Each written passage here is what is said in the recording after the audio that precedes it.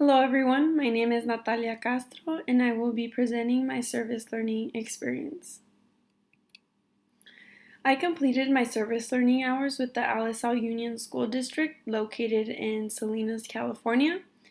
The Alisal Union School District served 8,918 students in the 2017-2018 school year. Of those, 91.5% were Hispanic, 1.3% were white, 0.7% were Asian, 0.5% were Filipino,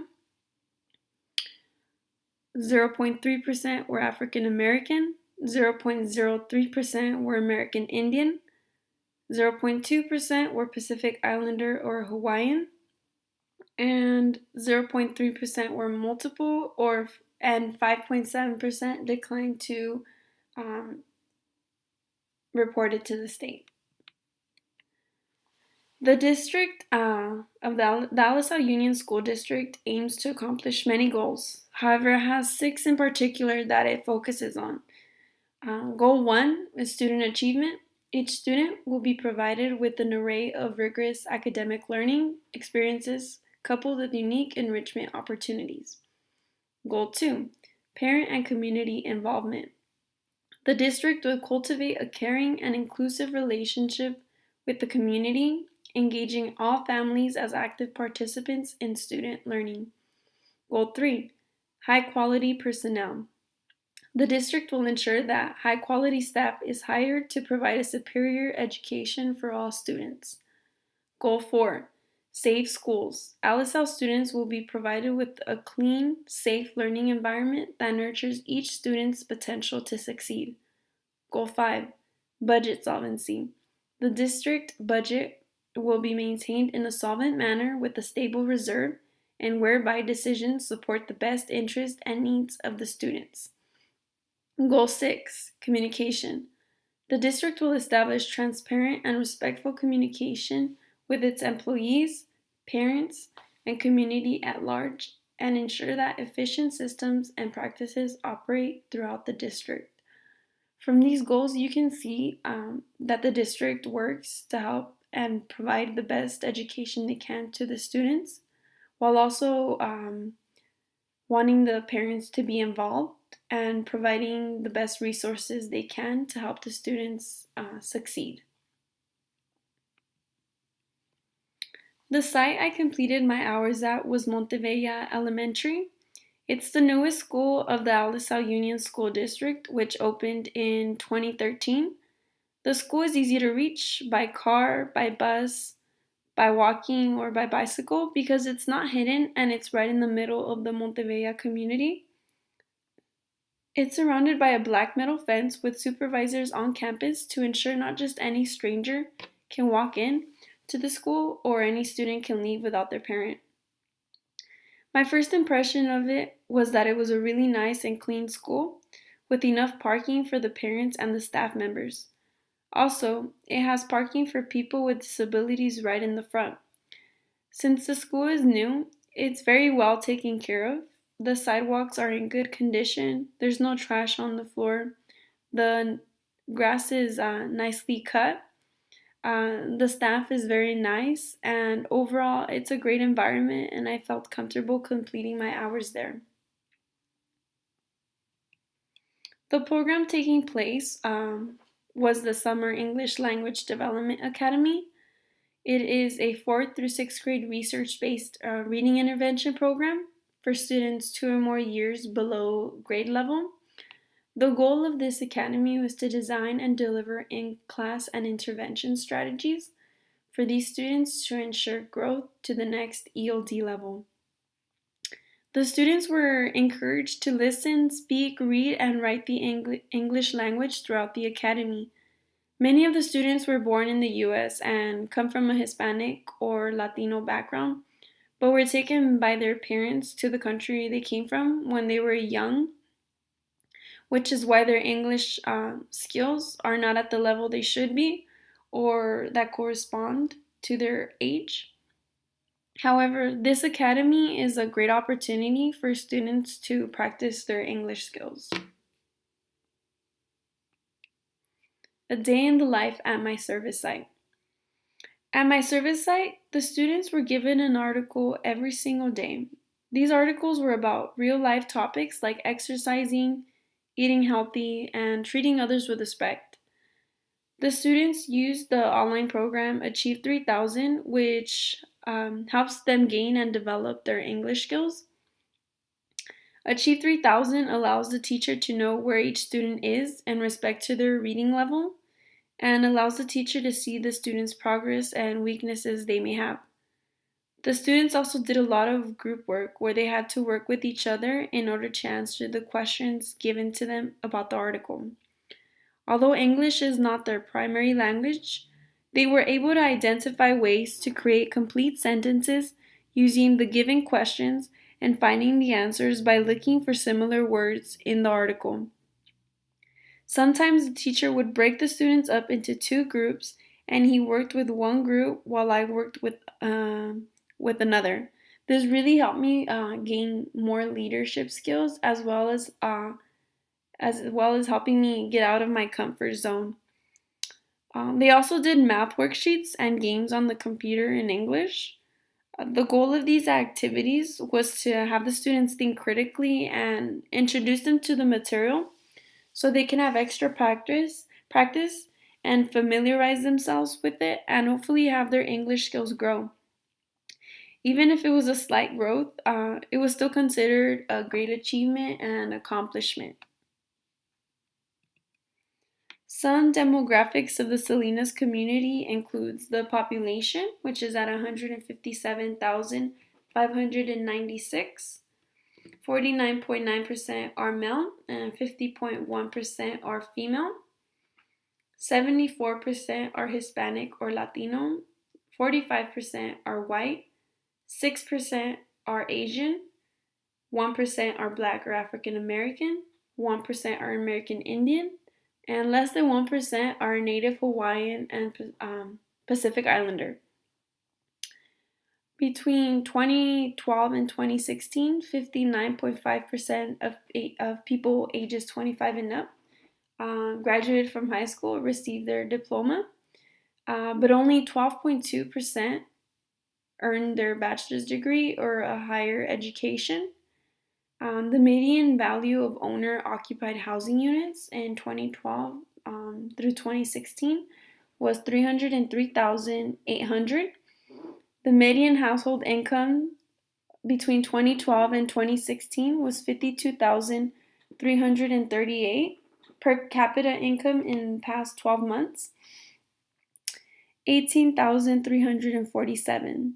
And the percent of people in poverty is at 18.9%.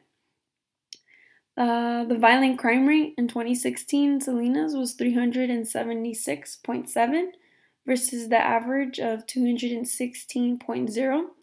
The property crime rate in 2016 was 313.5 versus the US average of 216.6.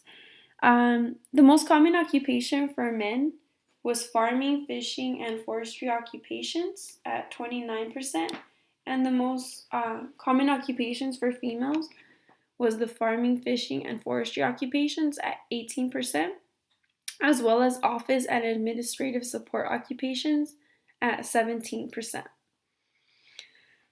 From this information, you can see the majority of the population in Salinas is Hispanic or Latino. You can also see that the crime rates are high. One other thing that these statistics show is how important the farming and agriculture business is to the city.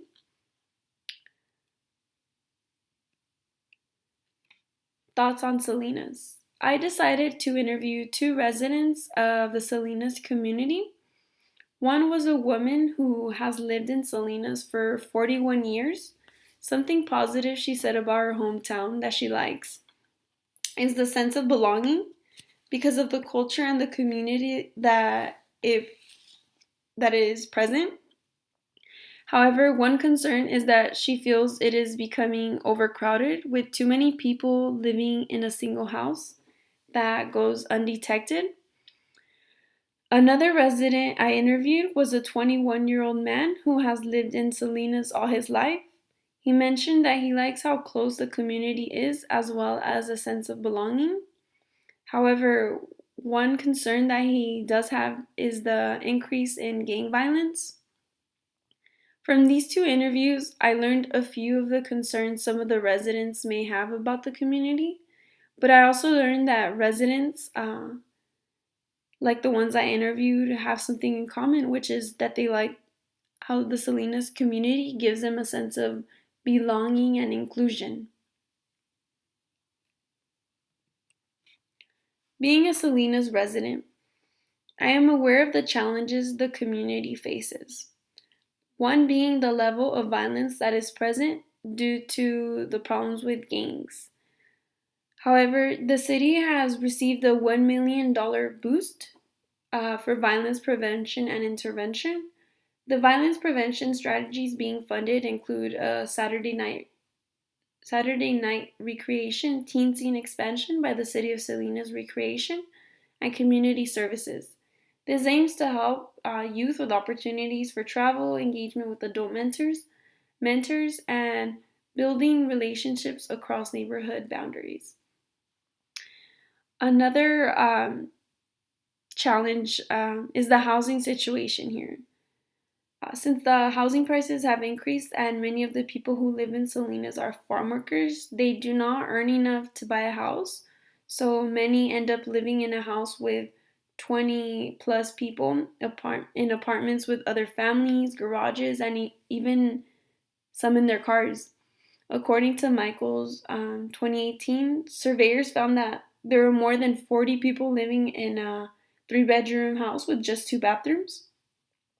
According to the survey of 420 workers, they earn an average of 25,000 a year per household, although a typical two-bedroom apartment in Salinas rents for 1,600 a month.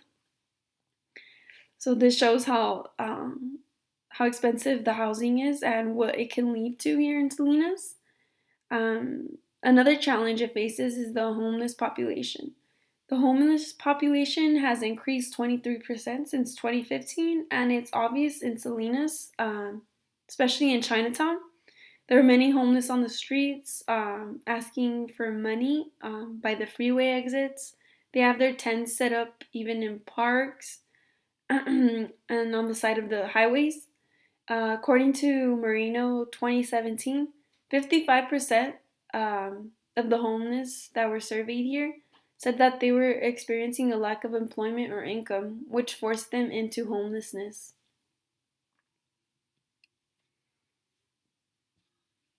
Although every community faces challenges, there are an abundance of resources here in Salinas to help its residents and community members.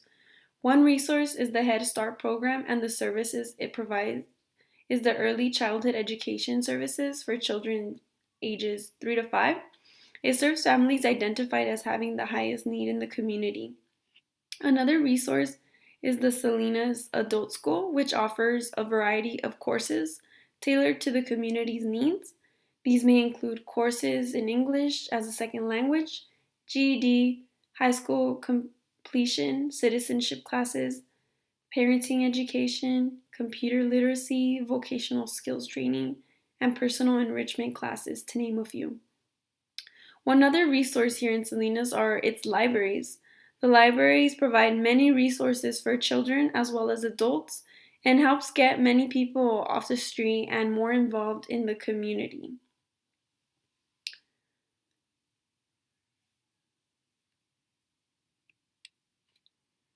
My thoughts on the Summer ELD Academy.